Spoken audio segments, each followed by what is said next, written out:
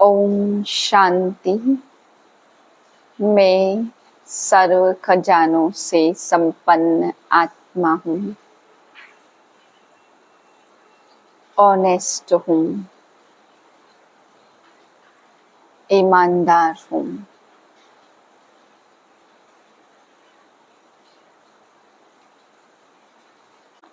आज बाबा समझाते बच्चे, यह पढ़ाई सबसे निराली पढ़ाई है। बाबा कहते और सत्संग होते उसमें कोई पढ़ाई नहीं होती, कोई एम ऑब्जेक्ट नहीं होता। इसमें बाप तुम बच्चों को एम ऑब्जेक्ट देते हैं, इसलिए यह सत्संग सबसे निराला सत्संग है। फिर बाबा समझा रहे, जितने भी खजाने तुम बच्चों को मिले हैं उनको बाप की डायरेक्शन के बिना यूज करते हैं तो ऑनेस्ट नहीं कहेंगे। ईमानदार तब कहेंगे जब सूक्ष्म या स्थूल कोई भी खजाना बाबा के डायरेक्शन पर कार्य में लगाएं। फिर बाबा ने समझाया कि बच्चे कोई बात हो जाती है तो आपको दैवी परिवार से अपोजिशन नहीं करनी है, माया से अपोजिशन करनी। जो हमारे अंदर में माया बैठी है, जो उल्टे कर्म कराती है, उस माया से अपोजिशन करनी है। इस कारण से देवी परिवार से अपोजिशन में नहीं आना है। फिर बाबा समझा रहे कि 40,000 वर्ष कह देने से कुंभकर्ण की नींद में सब सोए पड़े हैं, सोचते अभी तो बहुत लंबा टाइम है कलयुग का। बाबा कहते बच्चे अब अज्ञान नींद से जागना है, तुम बहुत समय के पतित हो और बाप के पास आए हो। तो बाबा कहते 7 रोज की भट्टी में बैठना पड़े ना, पतित कोई भी बाप के सामने बैठ ना सके, इसलिए पावन बनने के लिए पहले 7 रोज की भट्टी में बिठाना पड़े, तभी पावन को बाबा के सामने ले जा सकते हैं। फिर बाबा समझा रहे बाप की सुमत पर चल करके तुम्हें मनुष्य से देवता बनना है। 10/7/2025 के महावाक्य हैं। मीठे बच्चे, देह अभिमान छोड़ आत्म अभिमानी बनो। आत्म अभिमानियों को ही ईश्वरीय संप्रदाय कहा जाता है। प्रश्न है, तुम बच्चे अभी जो सत्संग करते हो यह दूसरे सत्संगों से निराला है, कैसे? उत्तर है, यही एक सत्संग है जिसमें तुम आत्मा और परमात्मा का ज्ञान सुनते हो। यहाँ पढ़ाई होती है, एम ऑब्जेक्ट भी सामने है। दूसरे सत्संगों में न पढ़ाई होती ना कोई एम ऑब्जेक्ट है। ओम शांति। रूहानी बच्चों प्रति रूहानी बाप समझा रहे हैं, रूहानी बच्चे सुन रहे हैं। पहले पहले बाप समझाते, जब भी बैठो तो अपने को आत्मा समझकर बैठो, देह ना समझो। देह अभिमानी को आसुरी संप्रदाय कहा जाता, आत्म अभिमानी को ईश्वरीय संप्रदाय कहा जाता। ईश्वर को देह तो है नहीं, वह सदैव आत्म अभिमानी है। वह है सुप्रीम आत्मा, सभी आत्माओं का बाप। परम आत्मा अर्थात ऊंचे ते ऊंचा। मनुष्य जब ऊंचे ते ऊंचा भगवान कहते हैं तो बुद्धि में आता वह निराकार लिंग रूप है। निराकार लिंग की पूजा होती है, वह है परमात्मा, यानी सभी आत्माओं से ऊंच है। वह भी आत्मा परंतु ऊंच आत्मा है। वह जन्म मरण में नहीं आते, बाकी सब पुनर्जन्म लेते हैं और सभी है रचना। रचता तो एक ही बाप है, ब्रह्मा विष्णु शंकर भी रचना है और मनुष्य सृष्टि सारी है रचना। रचता को बाप कहा जाता, पुरुष को भी रचता कहा जाता है। स्त्री को एडॉप्ट करते, फिर उनसे क्रिएट करते हैं, पालना करते, बस विनाश नहीं करते। और जो धर्म स्थापक होते हैं वह भी क्रिएट करते, फिर उनकी पालना करते, विनाश कोई भी नहीं करते। बेहद का बाप जिनको परमात्मा कहा जाता, जैसे आत्मा का रूप बिंदी वैसे परमात्मा का रूप भी बिंदी है। इतना बड़ा जो लिंग बनाते वह सब भक्ति मार्ग में पूजा के कारण। बिंदी की पूजा कैसे हो सकती? भारत में रुद्र यज्ञ रचते हैं तो मिट्टी का शिवलिंग और शालिग्राम बनाकर फिर उनकी पूजा करते हैं। उनको रुद्र यज्ञ कहा जाता, वास्तव में असली नाम है राजस्व अश्वमेव अविनाशी रुद्र गीता ज्ञान यज्ञ, जो शास्त्रों में भी लिखा हुआ है।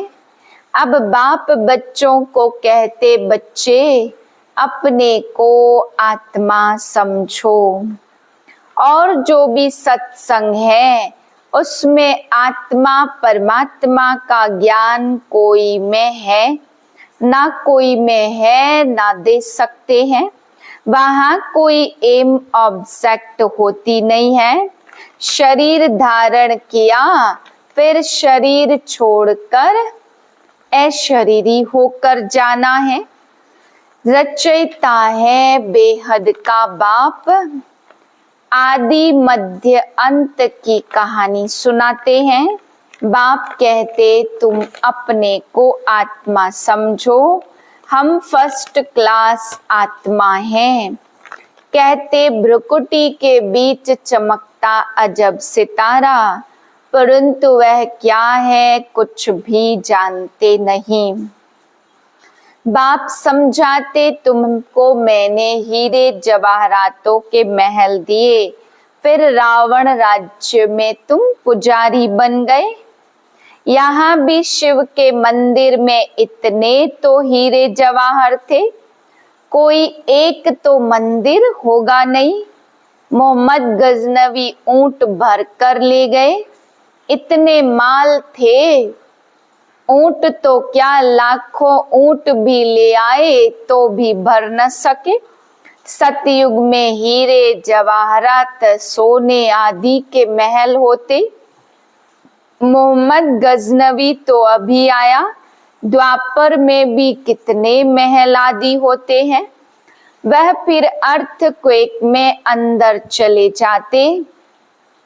रावण की कोई सोने की लंका नहीं होती। रावण राज्य में तो भारत का 100% इररिलीजियस, अनराइटियस, इंसॉल्वेंट, पतित, विशस ऐसा हाल हो जाता। भारत वाइसलेस शिवालय था। अभी तुम पुरुषोत्तम पारस बुद्धि बन रहे हो, मनुष्य से देवता बन रहे हो। 40,000 वर्ष पढ़े हैं, यह शास्त्रों में लिखा है, तो मनुष्य बिल्कुल अंधियारे में कुंभकर्ण की नींद में सोए पड़े हैं। 84 लाख योनियां समझने से कल्प की आयु भी लंबी चौड़ी कर दी है। यह विचार करने की बात है, अगर कल्प की आयु लाखों वर्ष दे फिर तो संख्या बहुत होनी चाहिए, जबकि क्रिश्चियन की संख्या 2000 वर्ष में इतनी हुई है। भारत का असुल धर्म देवी देवता धर्म है, वह चलाना चाहिए, परंतु आदि सनातन देवी देवता धर्म को भूल जाने के कारण कह देते हमारा हिंदू धर्म है। हिंदू धर्म तो होता ही नहीं। भारत कितना ऊंच था। अभी देखो पुराने भारत का क्या हाल है, प्रजा से भीख मांगते हैं। अब बाप कहते पारस बुद्धि बनाना है तो 7 रोज भट्टी में बिछाओ, क्योंकि पतित है ना, पतित को यहाँ तो बिठा नहीं सकते, यहाँ पावन ही रह सकते, पतित को अलाउ कर नहीं सकते। अभी तुम पुरुषोत्तम संगम युग पर बैठे हो, जानते हो बाबा हमको ऐसा पुरुषोत्तम बनाते। यह सच्ची सत्य नारायण की कथा है। सत्य बाप तुमको नर से नारायण बनने का राजयोग सिखला रहे हैं। ज्ञान सिर्फ एक बाप के पास है, जिसको ज्ञान का सागर कहा जाता। शांति का सागर, पवित्रता का सागर, यह उस एक की ही महिमा है। दूसरे कोई की महिमा हो नहीं सकती। देवताओं की महिमा अलग और परमात्मा शिव की महिमा अलग। श्री कृष्ण तो है देवता। बाप कहते सतयुग में सब पावन थे, राजा रानी का राज्य चलता था। वहां वजीर भी होता नहीं, क्योंकि राजा रानी खुद ही मालिक है। बाप से वर्षा लिया हुआ है, उनमें अक्ल है। लक्ष्मी नारायण को कोई के राय लेने की दरकार नहीं है। वहां वजीर होते नहीं। भारत जैसा पवित्र देश कोई था नहीं। महान पवित्र देश था, नाम ही था स्वर्ग। अभी है नर्क, नर्क से फिर स्वर्ग बाप ही बनाएगा। अच्छा मीठे मीठे से किलदे बच्चों प्रति माता पिता बाप दादा का याद प्यार गुड मॉर्निंग। रूहानी बाप की रूहानी बच्चों को नमस्ते। हम रूहानी बच्चों की रूहानी बाप को नमस्ते। धारणा के लिए पहले पॉइंट, एक बाप की सुमत पर चलकर मनुष्य से देवता बनना है। इस सुहावने संगम युग पर स्वयं को पुरुषोत्तम पारस बुद्धि बनाना है। दूसरी पॉइंट है, 7 रोज भट्टी में बैठ पतित बुद्धि को पावन बुद्धि बनाना है। सत्य बाप से सत्य नारायण की कथा सुन नर से नारायण बनना है। वरदान है, हर खजाने को बाप के डायरेक्शन प्रमाण कार्य में लगाने वाले ऑनेस्ट व ईमानदार भाव। ऑनेस्ट अर्थात ईमानदार उसे कहा जाता जो बाप के प्राप्त खजानों को बाप के डायरेक्शन बिना किसी भी कार्य में नहीं लगाए। अगर समय वाणी कर्म श्वास संकल्प परमत या संग दोष में व्यर्थ तरफ गवाते हो, स्वचिंतन के बजाय पर चिंतन करते हो, स्वमान की बजाय किसी भी प्रकार के अभिमान में आते हो, श्रीमत के बदले मनमत के आधार पर चलते हो, तो ऑनेस्ट नहीं कहेंगे। यह सब खजाने विश्व कल्याण के लिए मिले हैं, तो उसी में लगाना यही है ऑनेस्ट बनना।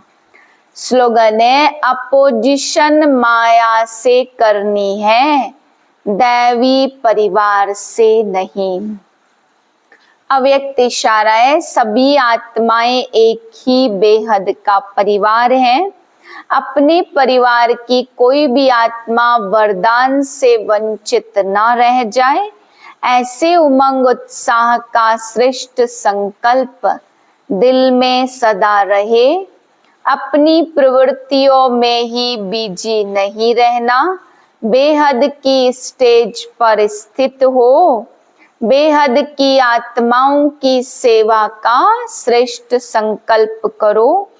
यही सफलता का सहज साधन है। ओम शांति।